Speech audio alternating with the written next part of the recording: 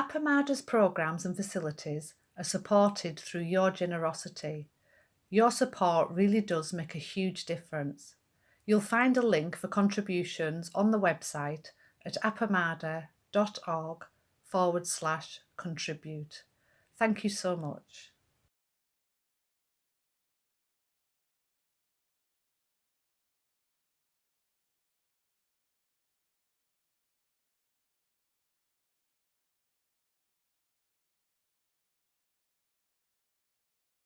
Yeah.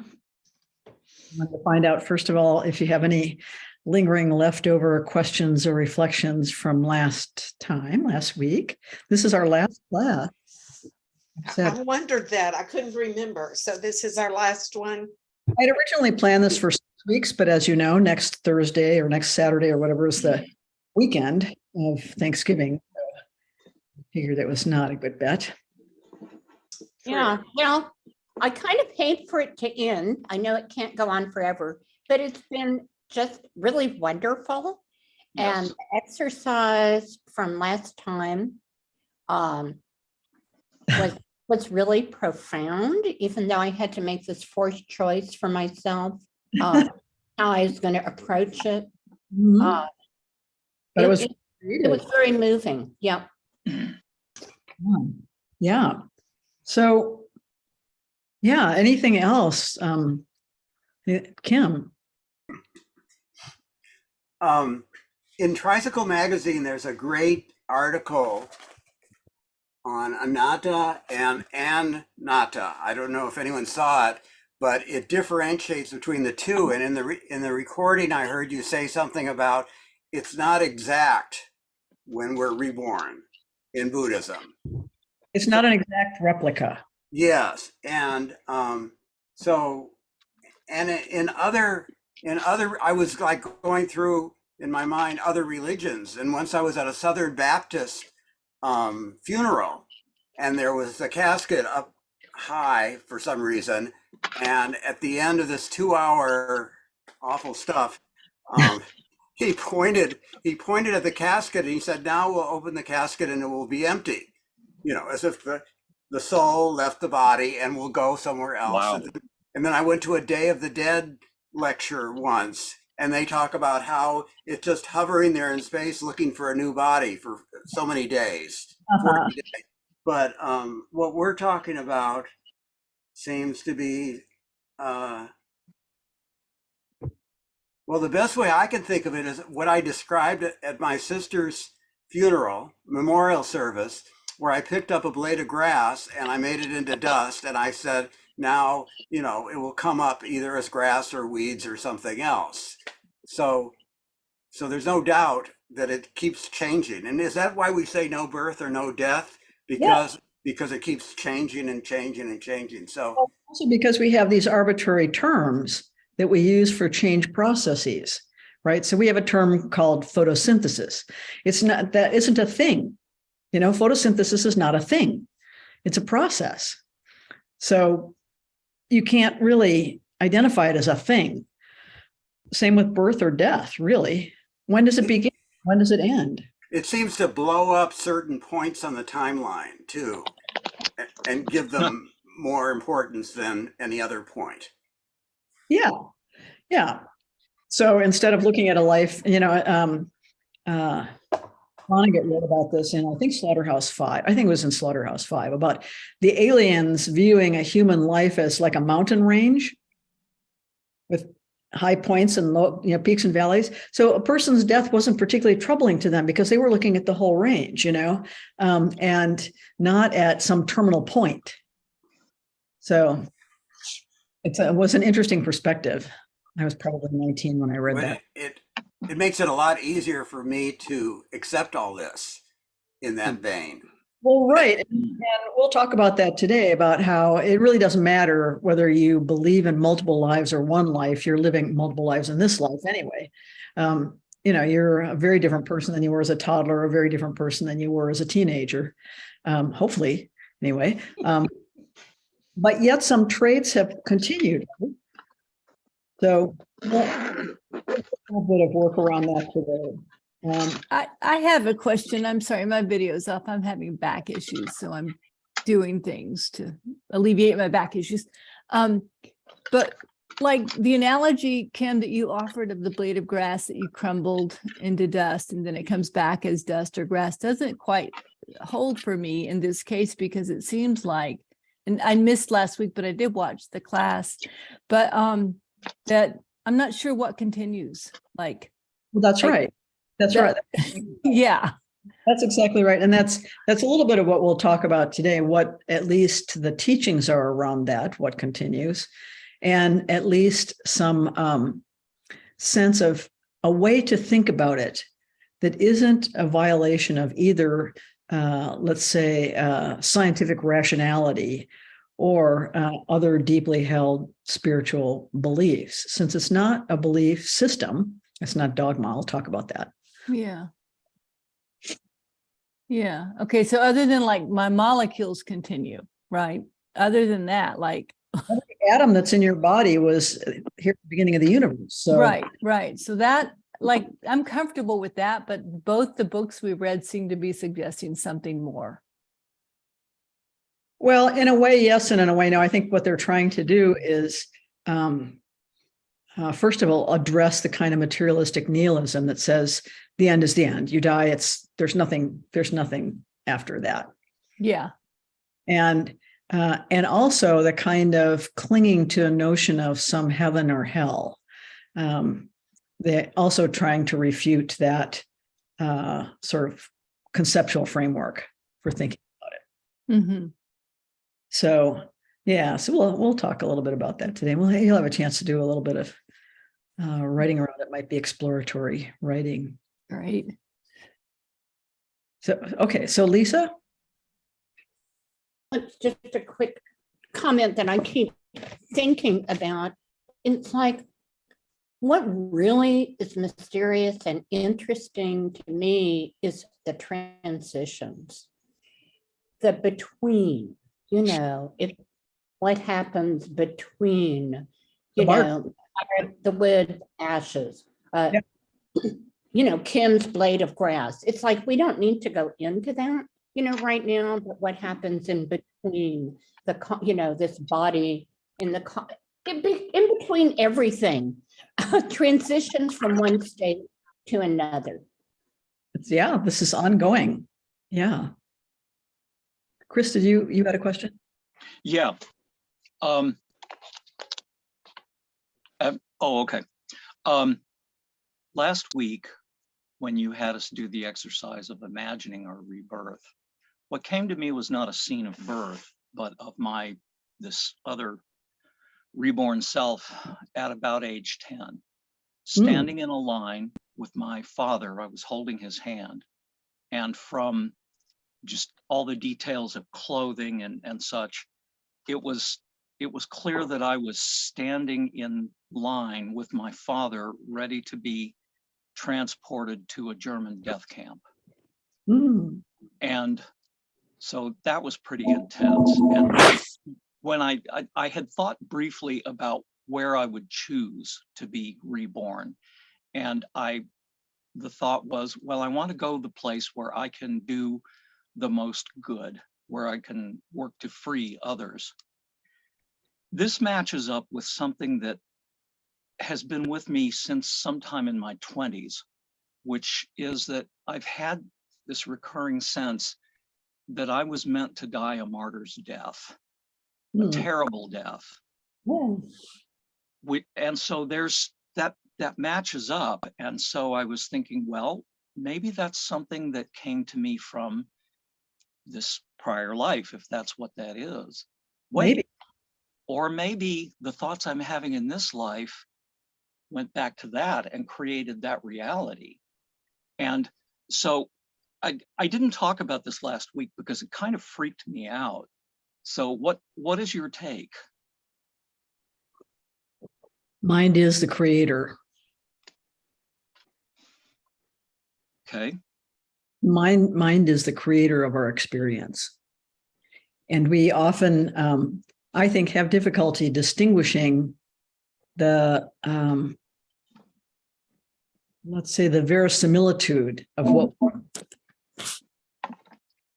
So Okay, what its congruence is with reality. Since it doesn't matter, right. We'll talk about this today. All right. Yeah. Okay. Yeah. Mehdi? I am thinking about the concept of self, and then the parts, different parts that we have had and we have, and the constant change. I just, in my imagination, I am in a school, I am learning, and everything is changing in my mind and in my knowledge. So to me, it is just that type of a continuous, evolution. Mm-hmm. And, the more I read, the more I study, I am a somewhat much more expanded, self, or different types of selves. Mm-hmm. Then, I don't know how to make out of it. This, rebirth, this is rebirth. Yeah. It's evolving. I'm evolving. I'm just studying.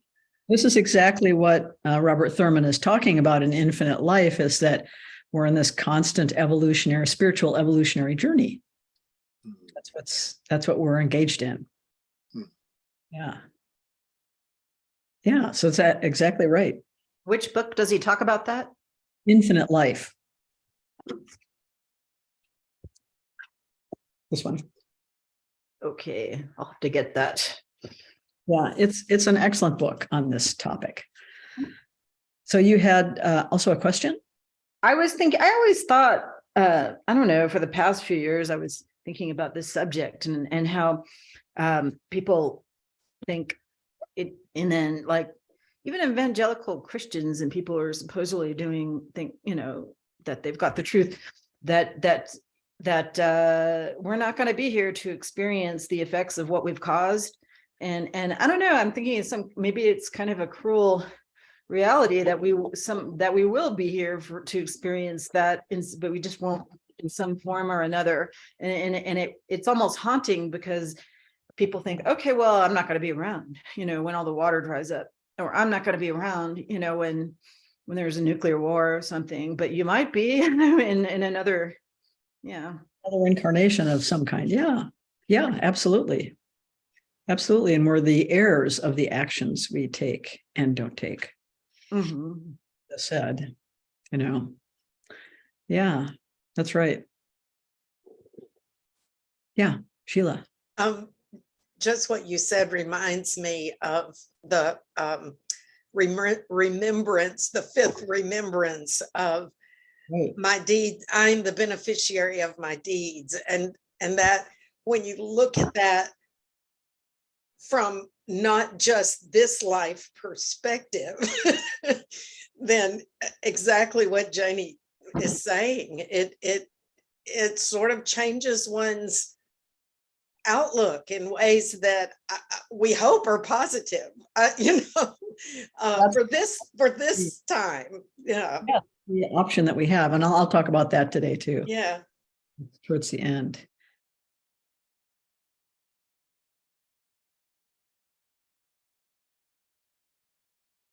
I want to say a little bit about this book, but I'm not going to talk about it for a long time, but he's got it. It's in two parts. The first part, he talks about the nature of reality, and he talks about Buddhism, a joyous science of the heart. And then the second part, he's really talking about the paramitas. He's talking about wisdom and generosity, justice, patience, creativity, and contemplation. They're slightly different. It's a slightly different frame because it comes out of Tibetan Buddhism than in Zen. But he's really making this case. I'm not sure everybody knows who Robert Thurman is. He was the endowed chair in Indo-Tibetan Buddhist Studies at Columbia. So he retired in 2019. He's the author and translator of many, many, many books in Tibetan Buddhism. He's the co-founder and president of Tibet House US, which was created with Richard Gere and Philip Glass, and also his wife. The Menlo retreat was donated to Tibet House and is their retreat center now. He was a translator of the Vimalakirti Sutra, which he's done twice, once like 40 years ago and once more recently. He's the father of Uma Thurman. He was ordained by the Dalai Lama in 1965 and remained a close friend of the Dalai Lama's ever since. In 1997, Time magazine named Thurman one of the 25 most influential Americans. In 2003, he received the Light of Truth Award, which was a human rights award from the International Campaign for Tibet. And New York Magazine named him as one of the influentials in religion in 2006. So in the introduction, he says, the Buddha was one of the foremost planetary teachers of the human right, human ability, and human responsibility to achieve the perfect, unconditional happiness that surely is the innermost wish of most people. I follow his inspiring example and write these words for each of you to help you learn to trust that wish and to follow the drive of your deepest spirit of intelligent love and courageous goodwill toward a more happy life for yourself and for others. So in part one, he's talking about the nature of reality. And I think it's a very interesting chapter. It's pretty long, but he talks about enlightened theism. He talks about secular humanism. He says religions make a big deal out of telling people you have an immortal soul. And the materialist scientist makes a big deal out of telling them you don't have any soul at all. That's only religious superstition. You die, you're gone, full stop. The Buddhist inner scientist disagrees with the religious claim. You don't have some fixed inner essence that can be disconnected from your total you and put on a shelf in heaven, staying unchanged immortally while the rest of you rots. And she also disagrees with the materialist scientist. There's no full stopping of anything. It's nonsense to say something can become nothing. Your consciousness is a something just like your body.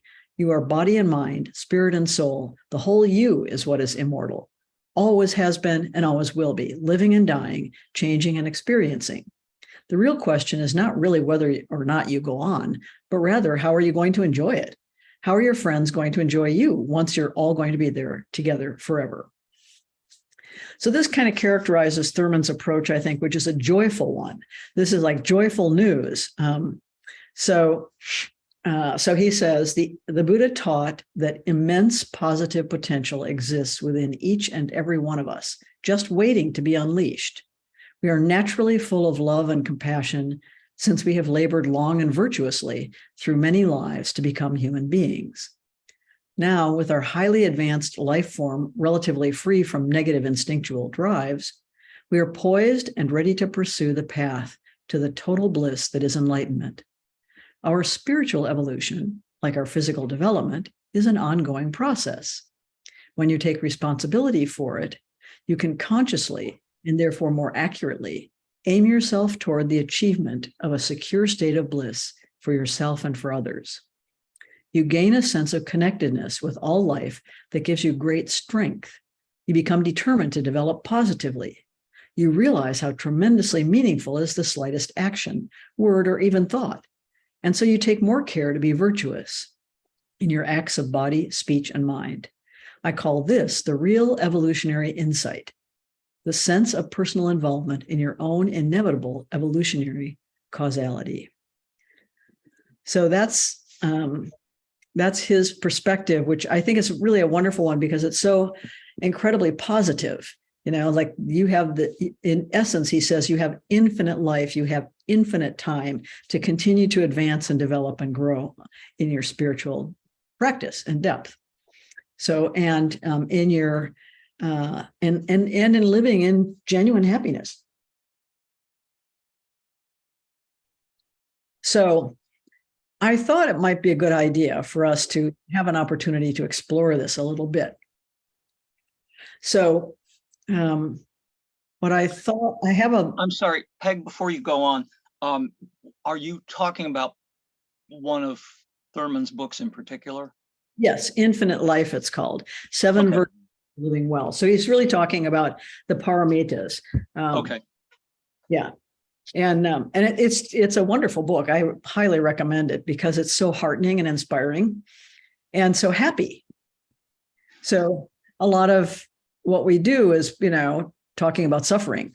He's talking about this great joyful liberation. And it's clear he's just a sort of a exuberant being. If you've ever seen him speak, it's delightful because he's off the wall and very funny and just a delight.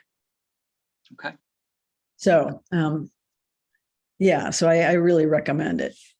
But this view of the extension of consciousness, infinitely into the future with this opportunity to continue to learn and grow, I think is quite heartening and a counter to some of our more, dark and dire views and our despair.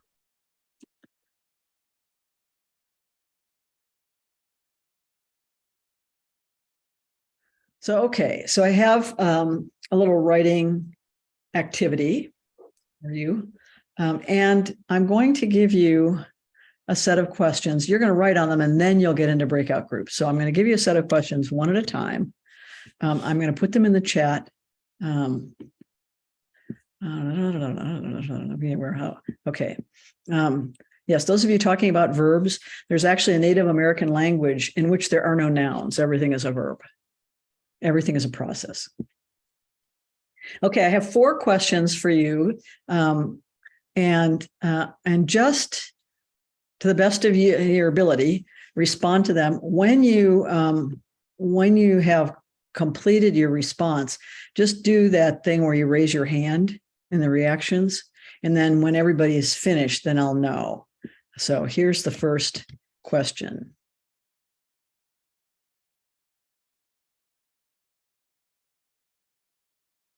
See if I can make sure that it's all there. Okay. Yeah. Okay. All right. Here's the first question. I'm giving you a little context for it, a little background. This may take some reflection and some recall.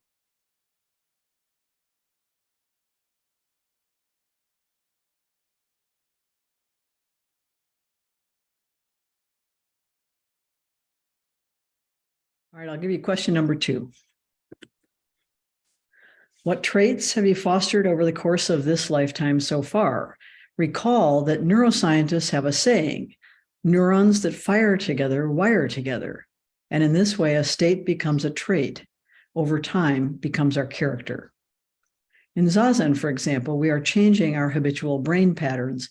New neurons are wiring together.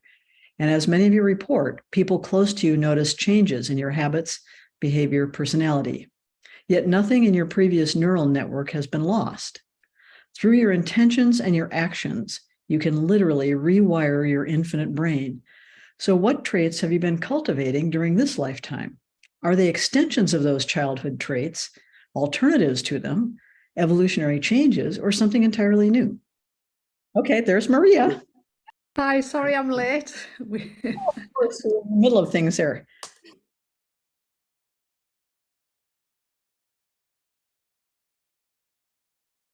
If your consciousness continues into another new lifetime, what traits would you hope it would carry with it? Recall that these would form the contours of a personality, which would then meet the circumstances and challenges, the joys and sorrows of a new life. But it would meet them with the tendencies of these traits. What traits would they be? Are you ready, Mehdi? Yes. I hope. Okay. Yeah. Can you hear me? Yes. And Donna, okay.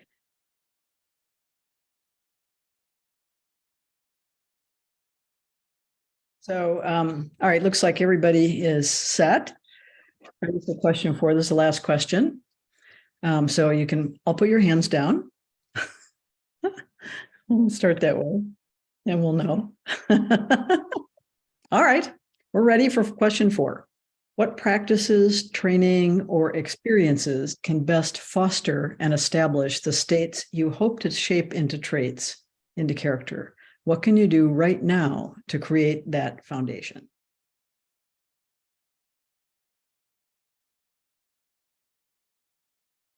So, so breakout rooms of 3 for about 15 minutes and just talk about what you discovered, if anything. Okay. I'm not going to assign particular times, just, yeah, it's just up to you.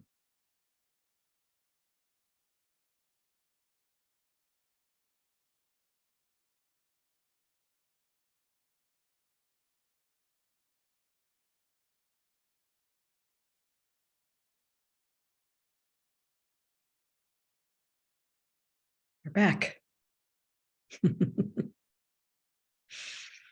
Any reports? First of all, my question is, was that not enough time, the right amount of time, or too much time for discussing? Not enough for me, but it never is because I talk so much. Yeah, we I needed think another it was 2 days. pretty I good think. amount of time. Yeah. For, I thought it was about right. I like having that container of like 15 minutes is good. 20, sometimes I just keep talking. If I know there's more time, you know what I mean? It's like, oh, we have 45 minutes. Well, I'm going to fill up that space. So having 15 minutes, that allows me to really have to sift out the essence. Yeah. On the go. And hopefully it makes everybody better listeners. Yeah, I noticed that I was with Susan and I don't see Chris back yet, but we kind of did it iteratively. We first did like a first pass and then we did a second. And I think we probably could have gone on for another hour with yet more iterative passes. So I think it was just about right. Well, part of it is, being connected to each other, hearing a little bit about the way each other's thinking and feeling. And we always cherish that kind of connection. Yeah. Okay. Any other reports about the exercise itself? It was really interesting. Oh, sorry, was somebody going then? No, I was going to say, or something that you heard from someone else that piqued your curiosity or touched you in some way. I mean, I realize I've missed quite a bit of the class and I might not know what I'm talking about. Well, I don't anyway, but it's not new. But I found it really interesting to be taken back to the traits of the child, and to really remember that little girl, and then to look at the traits now. And then the in-between, what's being fostered and what's changed so dramatically, some by chance and a lot by intention, by practice, by the practice. Yeah. That intention to sit, that intention to calm the system down, that intention to be with everything and to look at it and to see it all. And by doing that, it all changing somehow in my awareness, everything that comes up in awareness over time, it's all changed. And I've become like the child was really anxious and scared, and I'm still anxious and scared, but less so, and I can contain it and I can be with it. Now before the practice, I really struggled to be with it and be here and show up. So it was really looking at kind of, I really struggled with change when I was a young child. But over time, my neurons, something's changed, something's rewired with connection, with practice, with sitting. Lots of rewiring has taken place to sort of, to really help me cope with change and have a container. My container's much bigger in life than what it was as a child. But I'm still curious. And I've got studious. I forgot I used to read a lot when I was a child, and then it disappeared for like 10 years. And then it all came back again with the practice. Somewhere in between it got lost. It was just obscured for a while. Yeah. And then it was uncovered bit by bit. It's uncovered again. And it really is. I really do believe that kind of the rewiring and the, because I can feel it. I know it. I just know it's true. Because I know what I was then and I know now. And those old networks are still there. You still can be that frightened, anxious child because that network is still there. It's just been expanded with other networks that have other sort of traits associated with them. Yeah. And the compassion that gets released, the ability, capacity for compassion for other. When Yes. more space gets created around all of yourself, it's like there's room for others. So there's more room for connection now. Whereas as a child, there wasn't any room for connection. It was just like, oh, protecting. And now Yeah. there's kind of space and room for that. Yeah. And you have a little bit more wisdom about what needs to be defended when. Yeah, absolutely. That's great. Thank you. Sheila? I was simply going to say that I realized one of the things that the whole exercise made me realize, listening to myself and to others about this, is how the practice has seemed to me in my later life to sort of take me back into my earlier life, in the sense that the traits that I recognized that I had been are still there, and yet the ones that I sort of judge as more positive are the ones that I have managed to nurture into a place where I can actually realize my own happiness with who I am toward the end of my life, and what I do want to continue in ways that just sort of always astounds me when I realize that I have sort of come to this point. And one thing that I shared with Donna was, one of the things that I would like to take into the next, whatever it is that I get this earlier. It seems like it took me an awful long time to get here. So, maybe since I got here, Yeah. I can continue and find it a little earlier than, that would be nice. I'm really heartened to know that Joko didn't start practicing at all until she was 48. Yeah, that really inspires me. I keep hold of that. Okay, Jeannie.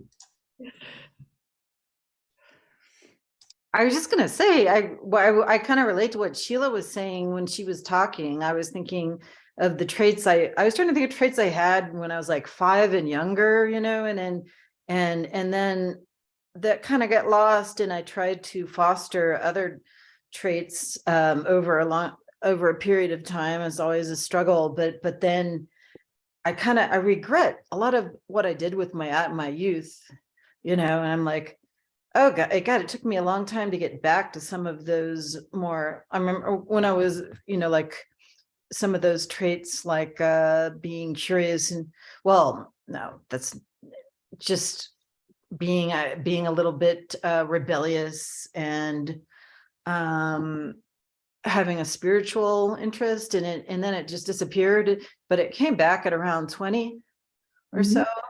And then ever since then, I was kind of trying to cultivate the positive traits. So more positive traits than how I grew up. So in any case, I just was commenting on this connection between the early ones and what happens later. Yeah. Yeah. I think that's often the case, right? Yeah. Yeah. We have sort of a middle phase where we're sorting things out. Yeah. Yeah, that's what it feels like. I feel like I've passed that kind of. Yeah. But going towards, okay, this is what I want to cultivate, and I know what I want to cultivate. Yeah. Yeah. Yeah. I think that's wonderful.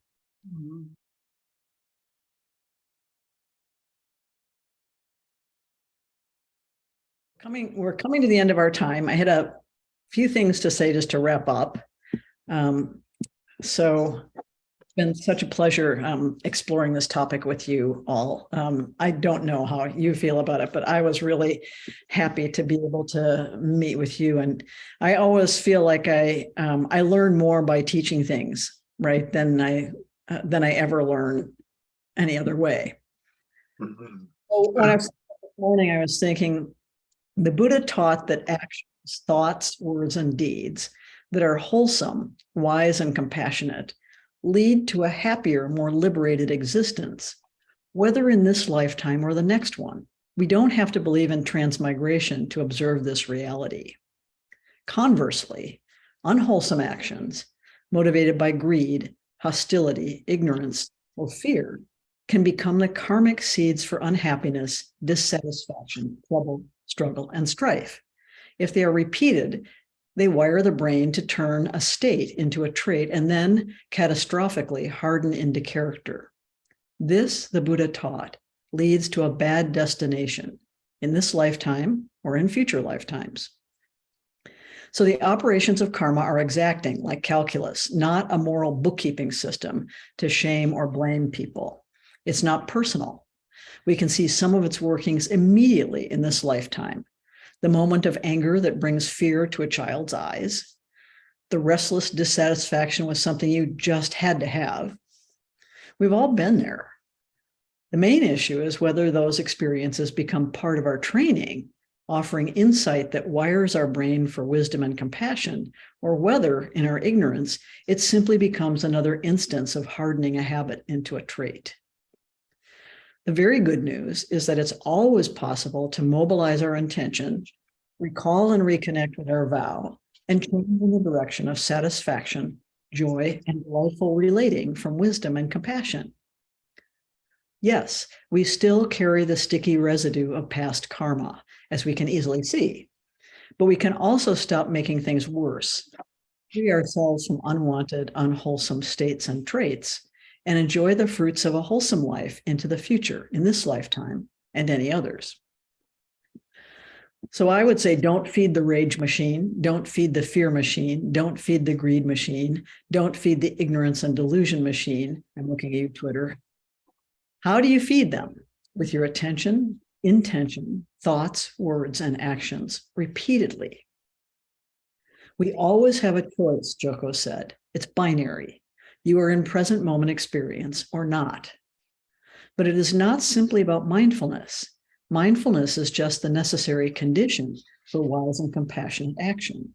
In other words, for the free exercise of our intention, our vow. Otherwise, we are in a kind of trance, restlessly seeking what? We're in a soup of fantasy, worry, emotion, random thoughts, upset, oblivion.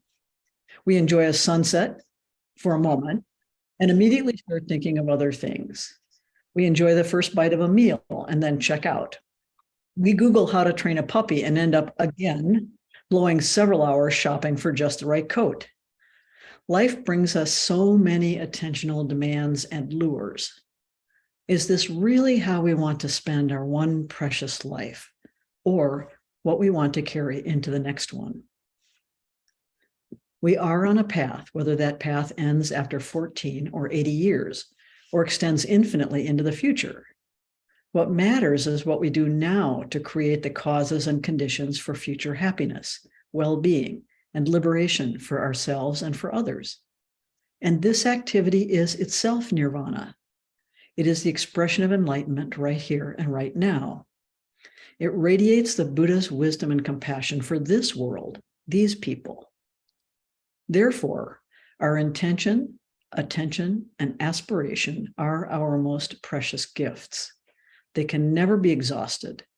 They can only be obscured or misused from time to time, hopefully less and less often. So guard these gifts well and use them wisely. In this class, we've explored some of the Buddhists' teachings on rebirth and karma. We understand that they are not dogma to be believed. We can treat them as an open inquiry or something we choose not to reflect on. But if we are on the Buddhist path, we must not close our mind to the possibility of future lives, nor the inevitability of karma and its consequences. We are not solid individuals. We are streams. Streams of what? Form, feelings, perceptions, mental formations, consciousness. Yet we can speak of a person just as we can speak of a river. But just like a river, we carve our course even though the water itself is constantly moving, changing. Is the river the water or the course it is tracing? The riverbanks that give it shape and definition? Is it a line on a map or the name we give it? is it the habitat it creates for trout, for cranes, for ducks and deer? It must be all of these, right? So it is with a human life. The big difference between you and a river is that you have the capacity to use intention to shape your course and the ways that you relate to yourself, to others, and to your world. You have agency. You can change, adapt, and set your own direction. And this is what I think these teachings can inspire and hearten us to do. So anyway, that's the way I'm thinking about it. And hopefully you'll have a wonderful afternoon or nighttime for you, Maria, right? It's getting late now. It's getting late here. I mean, this is now like 3:30. This is early evening for us now. Yeah, it's 9:30 now. It's been a long day, a long 3 days. A long day. Yeah. Well, I hope you have a wonderful week, and I've enjoyed this so much. It's been just a pleasure. Thank you for hanging in there and walking this little part of the path with me. So I shall look forward to listening to the first part of the recording. Thank you. Peg. Thank you so much, Peg. Thank you. Thank you. It's been amazing. It's been wonderful. So rich. Thanks. Thank you for offering this. This was really, really marvelous. Thanks to all of you too, who have been here and shared. Yeah, absolutely. Good being with all of you. It's hard to leave.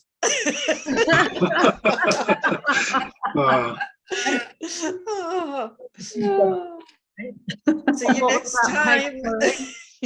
Yeah. I'll be back in Boston in January, so we'll see you then. Thank you. Thank you so much. It's been lovely having big doses of your Peg. Thank you. Take care. Bye, everybody. Bye-bye. Bye.